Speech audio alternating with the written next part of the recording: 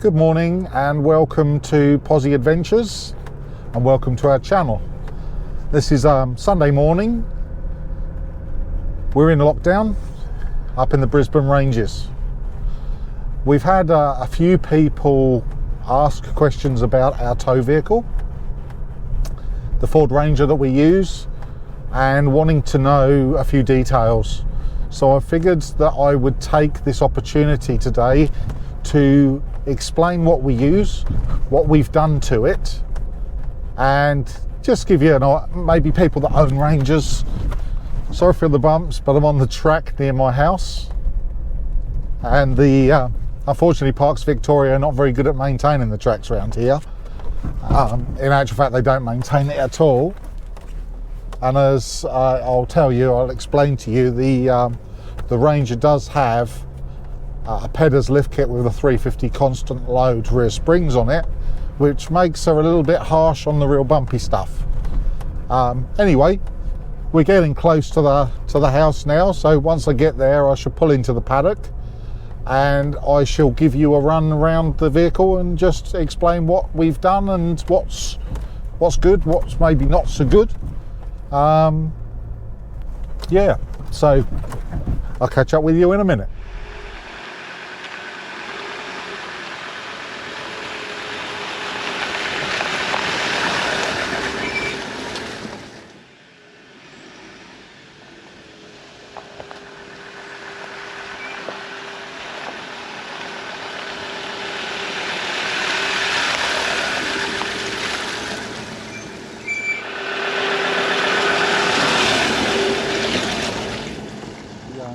The vehicle in question, this one directly behind me.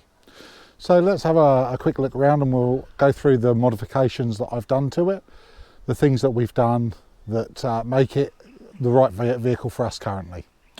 Okay, let's take a look. On the front of the vehicle, you can see here we've got a couple of Lightforce LED spotlights. Now these aren't cheap. They come in at around about the $1,000 mark for the pair. And I've got to say they are super bright and very, very stable.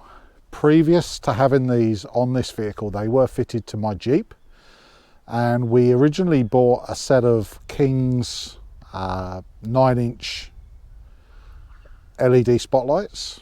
Now those King's lights were almost as bright.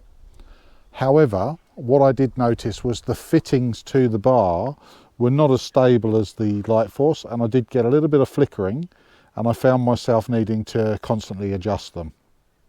Now obviously you guys have just seen the area that we live in, so obviously this vehicle is constantly being pounded over bumps, so that might account for why we had problems. I have got friends that have got them that have had no such issues. However, for the price point, the King's ones are very good lights as well, super bright. Not quite as bright as the Lightforce, and certainly the fittings, the fitting kit is not as good. I've got a flip up number plate on the front. We have got a winch to go behind that at some point. Now I'm going to be changing this one. This one's a unique flick up number plate that I bought thinking it would fit any bar, but actually it doesn't fit the ARB bar properly, so I'll end up buying an ARB one to go on here. The problem is the gap between the bar and the plate, and it does interfere with these parking sensors a little. So that's coming off. GME CB radio aerial on the front. Now this one came as part of a kit. The kit is just a very basic GME radio. It's the TX 3100, I believe that says. Just a little red radio. It's been on the market for many years. I've got to say, very clear. The sound quality is good on it, you can hear. Transmission's good as well. Modulation's very, very good, and it's got a good range. So yeah, it ticks all the boxes for me, and I do like the fact that it's nice and small and can just be stuck down the side of the console there, out of the way. So yeah, that's a tick from GME. I like that one. Now they do some much nicer radios. I think they're the XRS range, but simply for my budget it was too much for a radio. I just wanted to do the job, and I didn't need all the bells and whistles. We've got the Dometic rear view camera. Now this one came with our caravan. Again, really got no issues with it. It does the job. I did need to alter the actual view from the camera on the back of the caravan. I did find it was angled down to be a reversing camera rather than a rear view camera. So I just adjusted that up so that it's facing backwards towards obviously the road, and that enables me to see people that are catching me on the road and enable me to get out their way basically. We've got a dash cam. Now the dash cam is the Navman MyView Stealth, I think it's called. Doesn't have a screen on it. This one links to your phone, but I do like the fact that it's very subtle, small, doesn't take up too much room on the screen. And the sound quality and the picture quality also very good. It's also GPS, so it does give you GPS coordinates and speed. So that's that. Inside, not much else. The interior is pretty standard for a XLT. So moving to the rear of the vehicle. In the rear of the vehicle, on the back of the seats, I have the MSA back seat organisers. Now, I think these are probably the best ones on the market. They're nice, thick canvas, plenty of pockets in them. I can get all my maps in, bits and pieces in both of them. I can't for the life of me remember how much they were, but yeah, they're good. You do lose a little bit of leg room, that said, because the seats, they have a curve in them to allow for more leg room, and of course these things are straight, so they do take out some of your leg room. But that said, we don't really carry many passengers, and when we do, we can pull the seats forward in the front to give them the leg room. So big tick for seat organisers. If you're looking for them, have a look at the MSA ones, very good. We've got the Ford Muk Mats in the vehicle, which are a moulded mat that goes across. Let's see if I can get a good view of it without messing around too much. Yeah, so it goes across, it's moulded to the carpet, to the floor, and it saves you from getting too much muck on your carpets. And they're front and rear. Now, underneath the vehicle, the first modification. Let's see if I can get down there and show you. Underneath, it's a bit muddy, I'm afraid. We've got the ARB long range tank. Now this is the poly tank. It's 140 litres, I believe, which gives you a range of over 1,000 kilometres when you're not towing. When you're towing, we get somewhere around, I would say 600 to 700 kilometres towing a 3-ton caravan. Fuel range, which is enough. We've been out on some of the outback roads up the Kidman Way, and we were fine on fuel. That wasn't a problem. We got plenty of places to get fuel. So yeah, I seriously recommend, if you've got a Ford Ranger, that the long range tank from ARB, that I think I call it the Frontier tank, is very, very good, and it doesn't add too much weight, which is relevant when you've got a heavy caravan. So because it's a poly tank, it's not particularly heavy. Wheels, again, tried to keep the weight lower when I updated the wheels. These are King's wheels.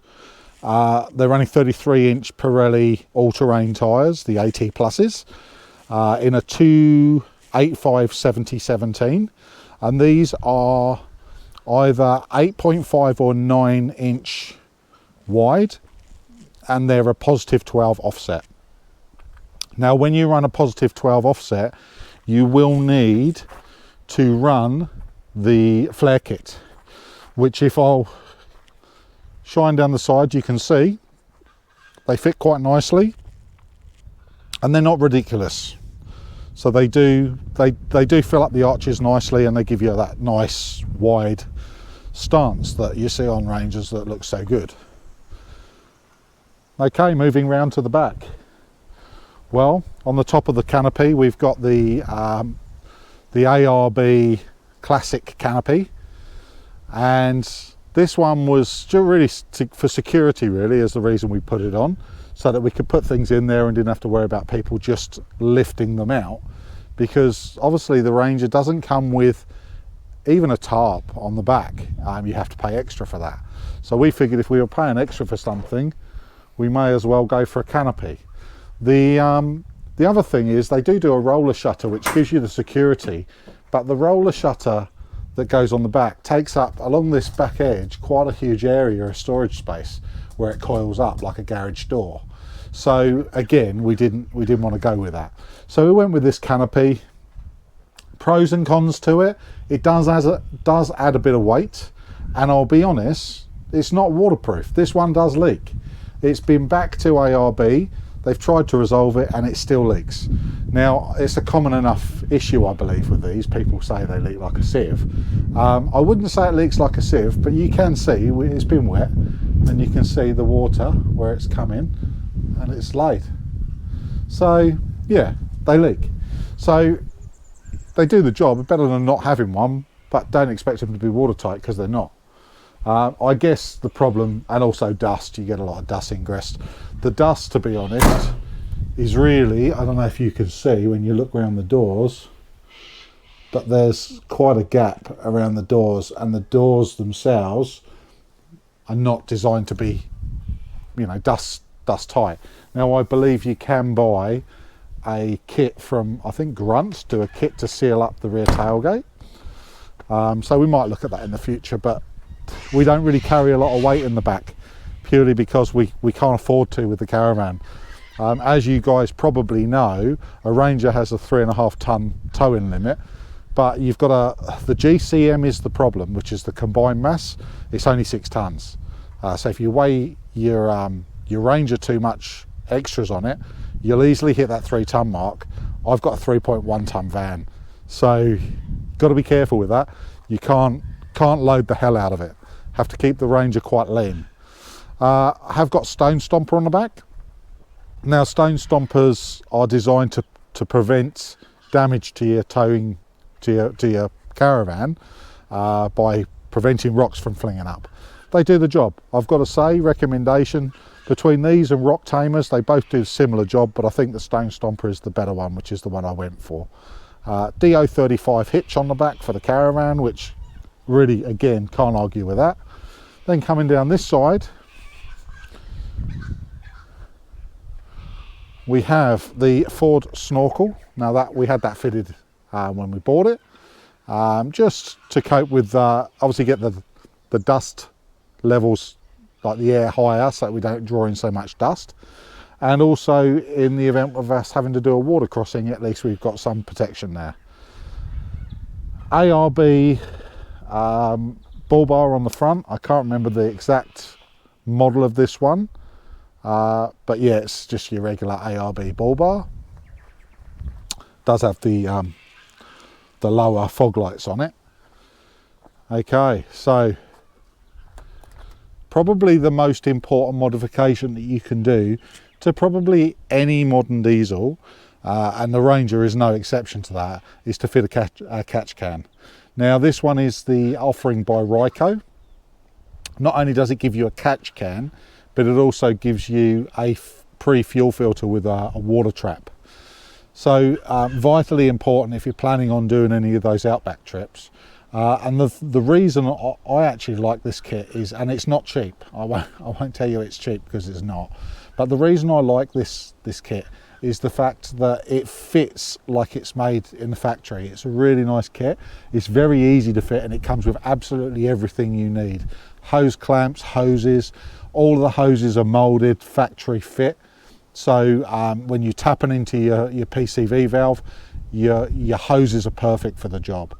And it looks really, really nice, and it's a real effortless fit. It will take you, even someone with only a small amount of knowledge, probably 2 hours to fit it. So yeah, it's a good fit, and it's worthwhile to protect your vehicle's engine from carboning up. One of the things that you're protecting, and I'll try and get the camera down there to show you, is right down here.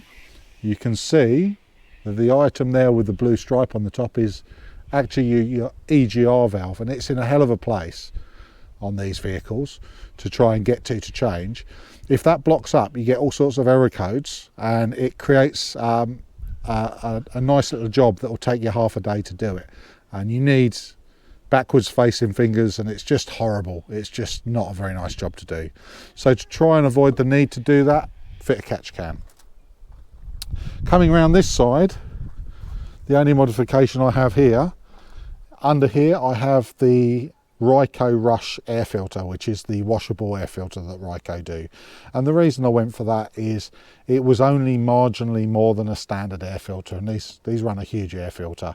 It gives me the advantage of being able to wash it. So yeah, that's why I went with that one.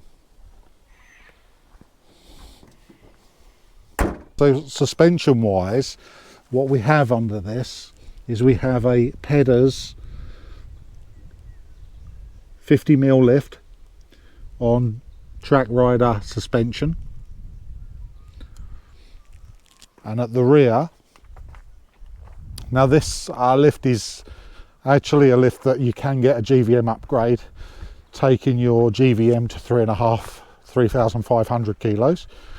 We didn't go with that because we don't actually need it, and it's not of any use to us because it doesn't actually affect your GCM, and your GCM is the issue with the Ranger of being just 6 tons. Underneath, see if I can get a good view, the same suspension again, both sides, and I've got greasable rear shackles as well, just to protect those vital bushes on the back.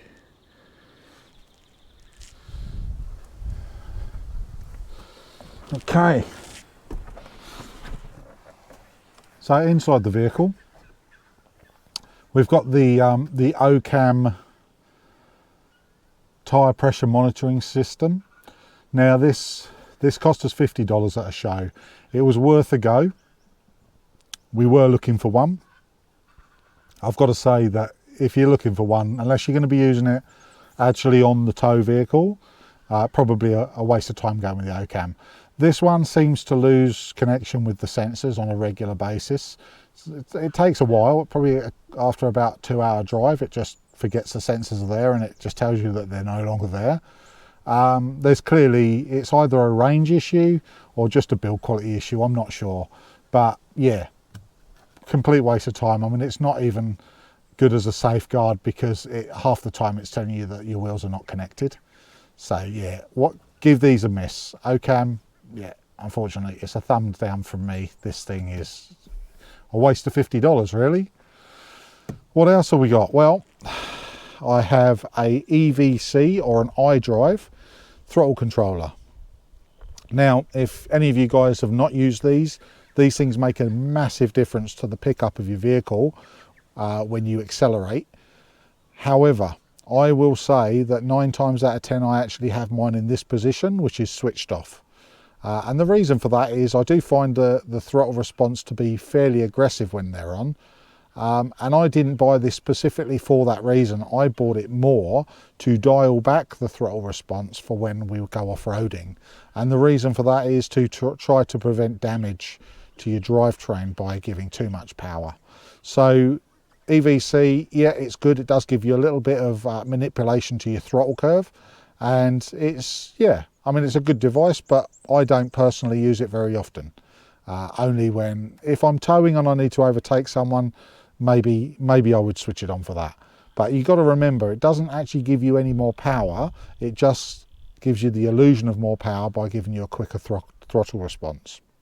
Hope that makes sense. Okay, so the next thing that we have on the dashboard, which I think is a pretty handy thing to have on a Ford Ranger, is this. I'm just going to try and get it so you're not getting the reflection from the GoPro.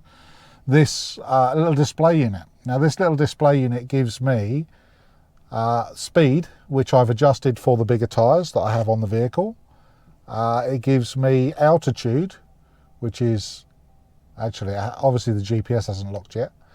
It gives me altitude, which is the bottom left, which at the moment is telling me I'm at sea level, which I'm not, and it will come up shortly. It's only just been switched on. It gives me the coolant temperature, which is absolutely vitally important, and it gives me RPM. Now the reason I say coolant temperature is vitally important, a couple of things that can happen on a Ford Ranger. You can have problems with the EGR cooler, and the EGR cooler will cause the engine to, if you get a problem with it, will cause the engine to rapidly overheat.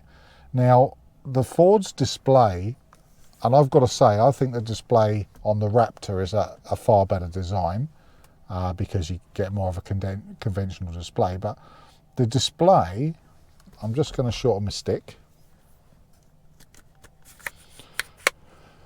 Okay, so the display on a Ford Ranger, you can, with this button here,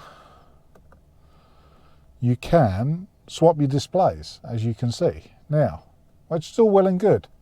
However, what you will see in that setting there with the tacho, there's no temperature gauge.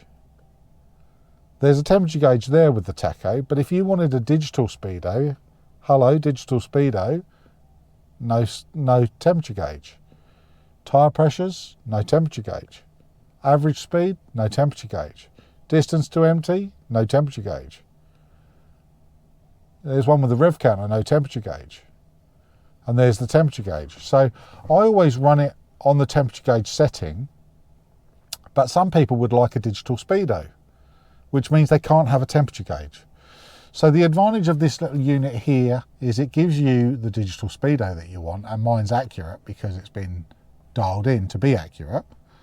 And also I've got an alarm set at 115 degrees, which is way before the vehicle officially overheats, to tell me that it's got to 115 degrees. Now that would indicate that if it gets there, that there may be a problem, and perhaps you should pull over and check the water and just check that you're not losing coolant. So that's the reason why I would suggest that these are pretty imperative. They do sit on the dashboard, it's unobtrusive, it's just there, and these things cost about $60 to $70 on eBay. There's a number of different ones to choose from. You can get ones that project the information on a head-up display as well. But okay, so thanks for joining us today on our channel. Happy traveling. Hopefully this has been of some use to somebody. Hopefully you've got some ideas for what you might want to do to your own vehicle, and just stay safe out there. Till next time.